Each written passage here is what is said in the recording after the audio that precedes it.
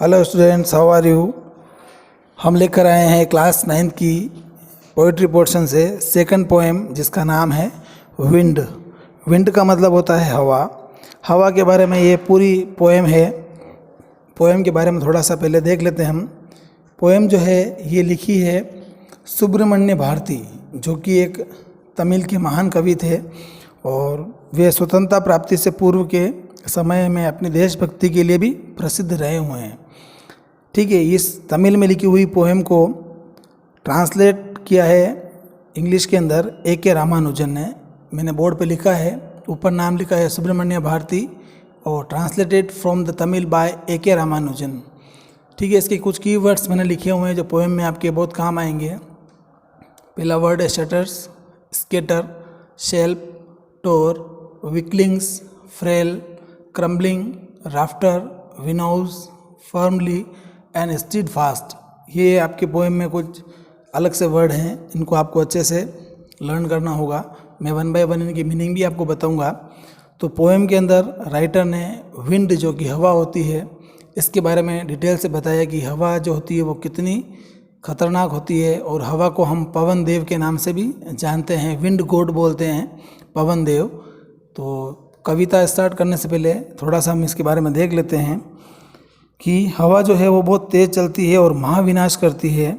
हमें उससे किस प्रकार से मित्रता कर सकते हैं, ये हम इस पोएम के अंदर पढ़ेंगे। ठीक है ना।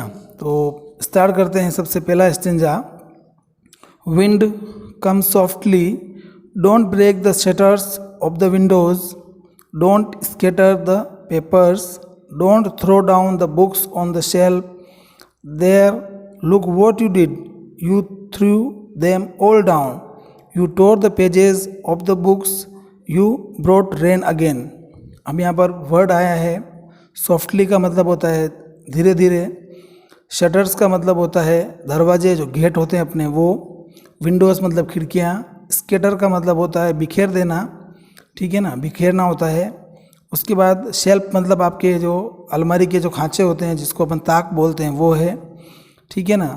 और इसके अलावा तो और कोई बाकी सब मीनिंग तो नॉर्मल है। अब अपन इस स्टेंजा की हिंदी देख लेते हैं कि राइटर जो है वो इस स्टेंजा के अंदर विंड यानी कि हवा से ये विनती करता है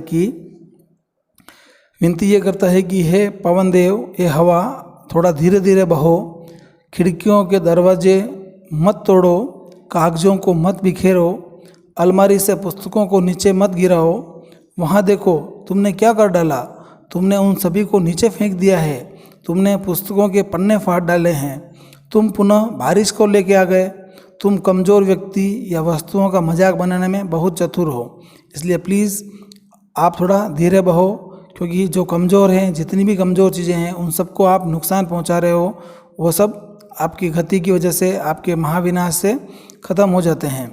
तो पहले स्टेंजा के अंदर राइटर ने जो विंड है उसकी पावर को बताया है कि किस तरह विंड जब चलती है, क्योंकि विंड का तो नेचर होता है बहना, वो स्लो भी बहती है और कभी फास्ट बहती है। जब स्लो बहती है तब हमको बहुत सुकून और आनंद मिलता है, लेकिन जब हवाएं बहुत तेज़ चलती है तो वो महाविनाश कर देती है, वो बड़े बड़े पेड़ों को तक को उखाड़ देती है, ठीक है, घरों को उड़ा देती है, घर गिर जाते हैं, ठीक है ना। तो हवा चलती है तो घर के खिड़की दरवाजे टूट जाते हैं, अलमारियाँ नीचे गिर जाती है। तो इस तरह से राइटर जो है वो यहाँ पर रिक्वेस्ट कर रहा है विंड से कि आप थोड़ा धीरे बहो, ठीक है, जो दुर्बल और कमज़ोर हैं उनको आप नुकसान मत पहुँचाओ।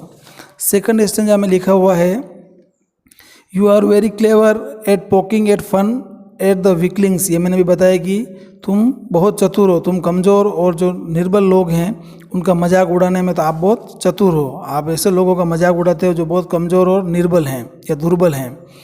Frail crumbling houses, crumbling doors, crumbling rafters, crumbling wood, crumbling bodies, crumbling lives, crumbling hearts, the wind god winnows and crushes all them. या क्रम्बलिंग का मतलब होता है नष्ट कर देना, विनाश करना। तो राइटर बता रहा है कि आप किन किन चीज़ों को विनाश कर रहे हो, किन किन चीज़ों को आप ख़त्म कर रहे हो।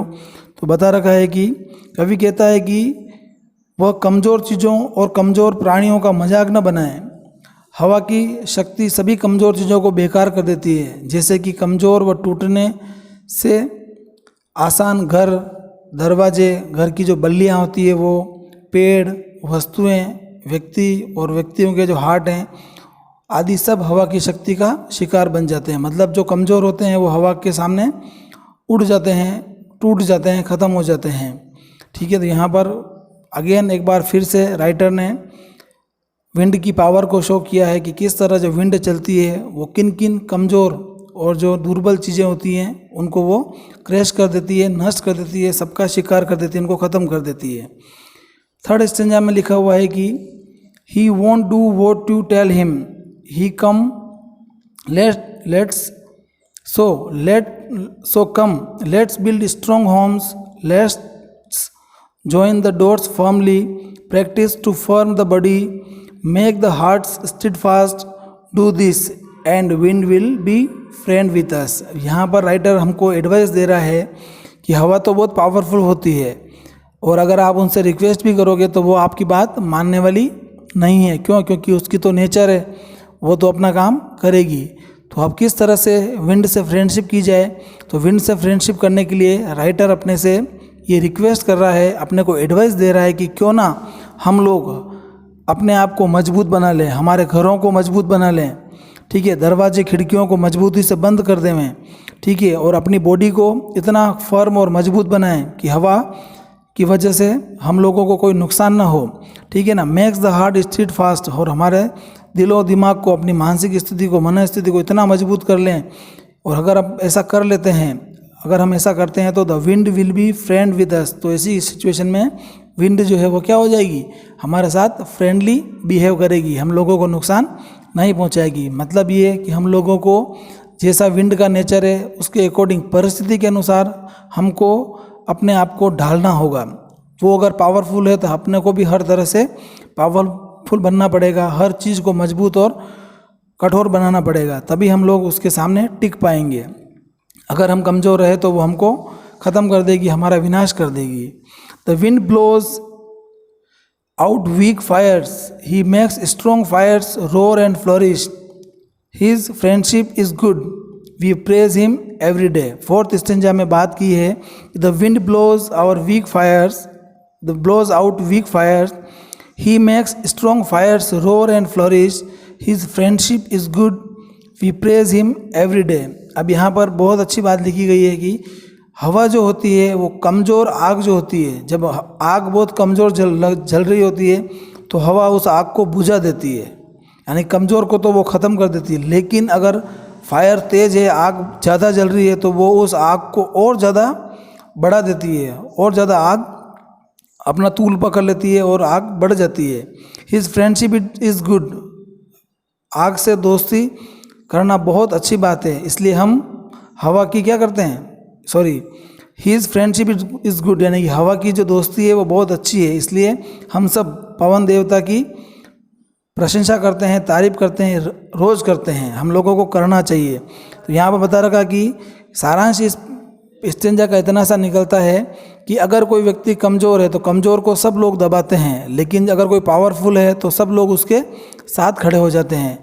ठीक है ना, तो कमज़ोर की कोई सुनता नहीं है, लेकिन पावरफुल बंदे की हर व्यक्ति सुन लेता है। तो उसी तरह हवा का भी नेचर है, हवा कमज़ोर के साथ उसको नष्ट करेगी, उसको ख़त्म करेगी, हवा उसको सुनेगी नहीं। लेकिन अगर आप हवा के साथ पावरफुल हो, ताकतवर बन जाते हो, तो हवा आपको और ताकतवर बना देगी, आपको और बलशाली बना देगी।